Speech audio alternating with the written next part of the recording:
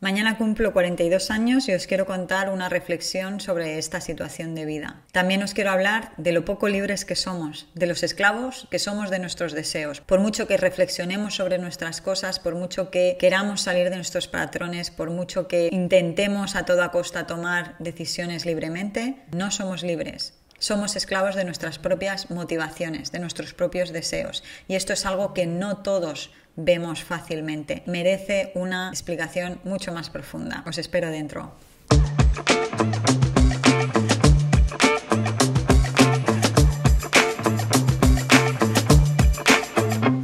Qué importante es sentirte libre incluso cuando no lo eres.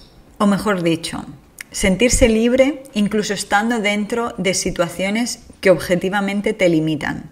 Sentir que al menos fuiste tú el que ha elegido estar ahí, que lo hiciste de forma consciente, que nadie te empujó. Porque a veces las situaciones no salen como uno se imagina y ni siquiera se parecen a lo que habías proyectado o lo que habías soñado o lo que habías planteado. Pero si sabes que lo elegiste tú, que fue una decisión desde ti, desde una introspección o desde una reflexión intencionada, hay algo que por lo menos hace que tú mantengas esa sensación de libertad. Una sensación como de coherencia, una especie de libertad interna que, aunque fuera no es todo como tú desearías, pues te da esa sensación de paz. Es como ese pequeño rinconcito de bienestar, algo que sientes que te puede sostener en los momentos en los que las cosas se ponen peor.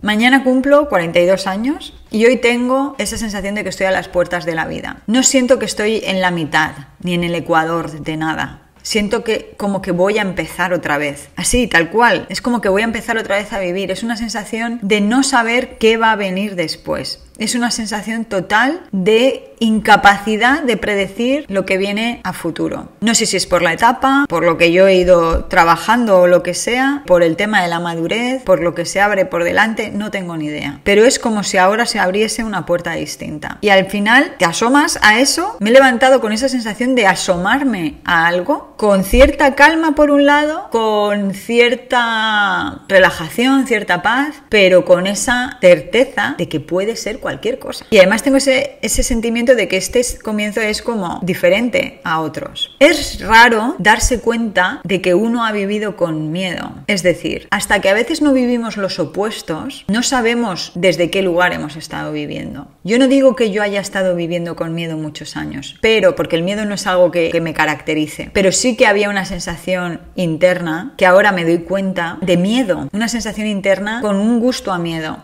con un gusto a protegida, a estar protegiéndome de algo que yo veía como amenazante. Y sí que es verdad que ahora me doy cuenta porque no tengo esa sensación ante esta puerta nueva que os cuento. No siento que miedo sea el ingrediente notorio en esta situación y quizá tampoco es que nunca lo haya sido, pero sí que ha estado ahí.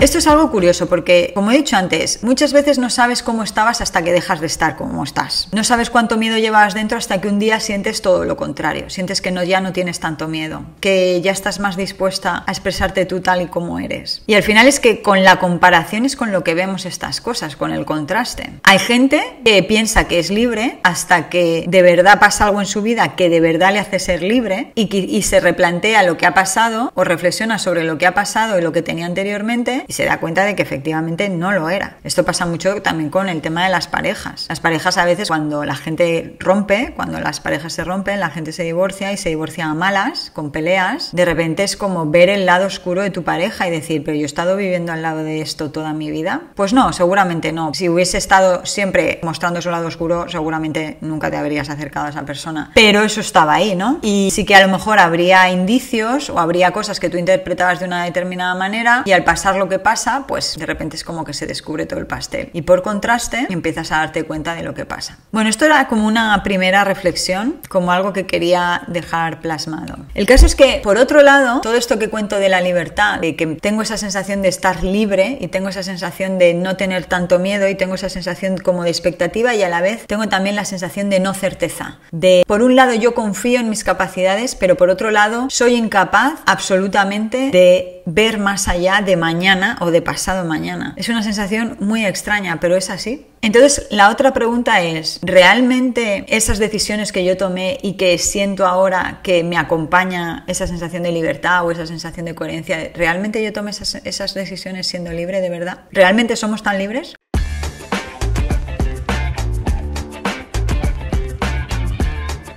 Ayer justo hablaba con un amigo que tiene bastante éxito y hablaba sobre los proyectos. Él tenía, cuando en una determinada situación de su vida, hace como 15 años, él tenía un proyecto en mente, un proyecto discreto, humilde, muy conectado con lo que él era, con lo que él quería, pero casualidades de la vida le llevó por otros derroteros y ahora es una persona con un gran proyecto que está teniendo bastante notoriedad y tiene pues los problemas derivados de esta notoriedad y de los grandes proyectos. Le va muy bien, además está también muy en línea con lo que es él, pero es una persona que tiene que gestionar situaciones complicadas muchas veces, tiene sus preocupaciones. El tema es que cuando esos proyectos crecen, pues obviamente crecen las responsabilidades, las gestiones, las decisiones difíciles. Y claro, me vino a la idea a la cabeza el hecho de por qué él no eligió aquel proyecto discreto y se metió en aquel proyecto grande. Y a lo mejor él podría decir, no, yo lo elegí libremente, lo reflexioné, decidí esto, decidí aquello, hice mis pros y mis contras, pero sinceramente me da la sensación de que lo hizo esclavo de sus deseos. Él tomó la decisión porque es esclavo de sus deseos, igual que yo soy esclava de mis deseos. La situación que yo estoy viviendo aquí, en Alemania, no es para nada la que yo esperaba. Cuando yo quise salir de España con mi familia, tenía 3 niñas pequeñas y mi marido, y de alguna manera fui la artífice, fui la responsable. Si tuviese que asignar un porcentaje de responsabilidad de por qué nosotros nos fuimos fuera de España, yo me asignaría un 70% o un 75% de la responsabilidad. Fui yo. Seguramente la que hizo todo fui yo. La estratagema, me refiero, la estrategia para irnos. No me quejo para nada. Me parece que ha sido, bueno, pues una experiencia que nos ha enriquecido. Pero ahora me doy cuenta de que lo que yo pensaba que hacía libremente, lo hacía esclava de mis deseos. Y que además no solamente me repercutió a mí, repercutió a mis 3 hijas y a mi marido también. No les he arruinado la vida, espero. Eso nunca lo sabré, por lo menos no ahora. El caso es que después de Gales nos fuimos a Alemania, después de estar 4 años en Gales, llevamos 3 años en Alemania. Algo que también me hacía mucha ilusión, algo que lo he hablado en este podcast, esto sí que está registrado.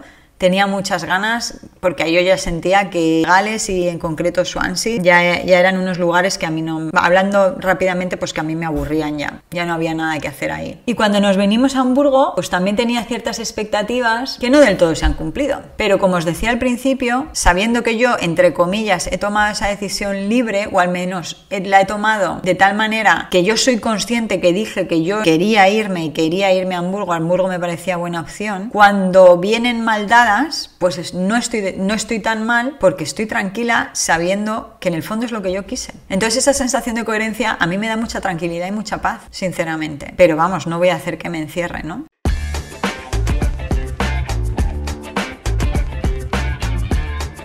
Volviendo al tema de ser esclavo de nuestros deseos, se me plantea la duda de que a veces el autoconocimiento no es solamente conocer cómo funcionamos o cómo somos, sino también darnos cuenta lo poco libres que somos, lo esclavos que somos de nosotros mismos y de nuestras trampas mentales, de nuestros discursos. Y no lo digo en plan pesimista, lo digo en plan realista. Aceptar que por mucho que reflexionemos, hay un marco interno que nos limita totalmente, que condiciona nuestras decisiones y que nos hace volver una y otra vez a ciertos patrones. Y uno lo mira desde fuera y piensa, a este le iría mejor si hiciese tal cosa, a fulanito le iría mejor si hiciese esto, si decidiese aquello, pero es que tú no estás teniendo en cuenta que esa persona es esclava de sí misma. Tú no sabes que esa persona a lo mejor necesita destacar, necesita lograr cosas grandes, necesita dar lo mejor de sí hasta puntos que para ti son inimaginables, necesita ser número 1 en algo. Tú no te das cuenta hasta qué punto su patrón de pensamiento, sus creencias, sus sesgos están realmente motivando, llevando por donde ellos dicen. Yo también soy esclava de lo mío.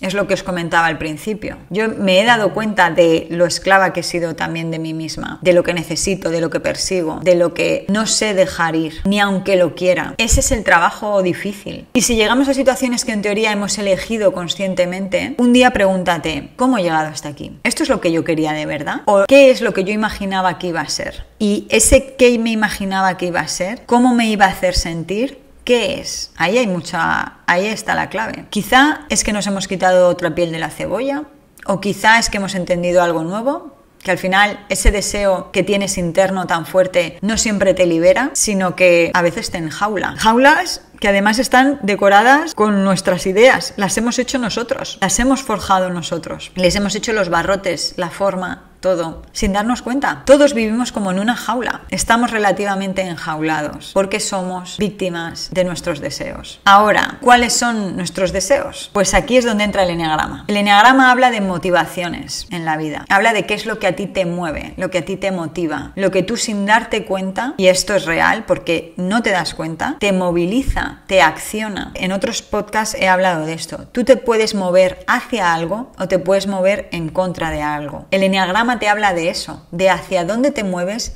y de qué es lo que estás evitando o de qué huyes. Y es impresionante la capacidad que tiene el eneagrama de explicar este tipo de patrones. Cuando tú estudias eneagrama y lo estudias bien y lo estudias en profundidad y sales de patrones de comportamiento y te metes en motivaciones internas de las personas, cuando tú no te quedas en la superficie y te vas a la profundidad de qué es lo que hay debajo del iceberg, no lo que se ve en la punta del iceberg, qué es lo que hay debajo del iceberg, te das cuenta de que no somos libres, somos esclavos de nuestros deseos. Entonces, ¿cuál es la clave si no somos libres? ¿Qué hacemos? Conocerlo, aceptarlo y regularlo. Conocerlo, aceptarlo y regularlo. Esa es la clave. No es ser otra persona. No es quitarme de en medio el deseo. Somos seres humanos. Estamos hechos así. Estamos hechos de deseo. El único que considero que quedó trascendido, si es que es verdad la historia que se cuenta, fue Buda. Ese es el único que desarrolló un no deseo, en teoría, que es la base de todo el tema del budismo, el no deseo. Pero el resto de los mortales deseamos, aunque no nos demos cuenta.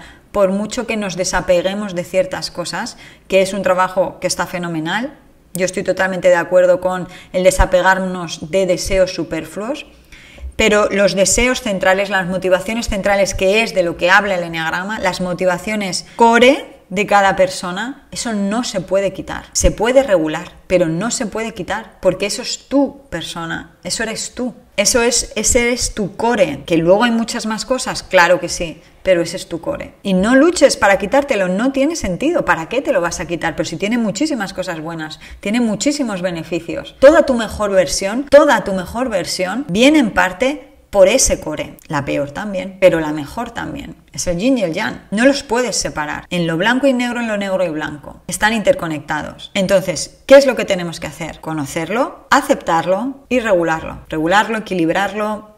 Utiliza la palabra que quieras. De esto ya seguiremos hablando en otro podcast. Hasta luego.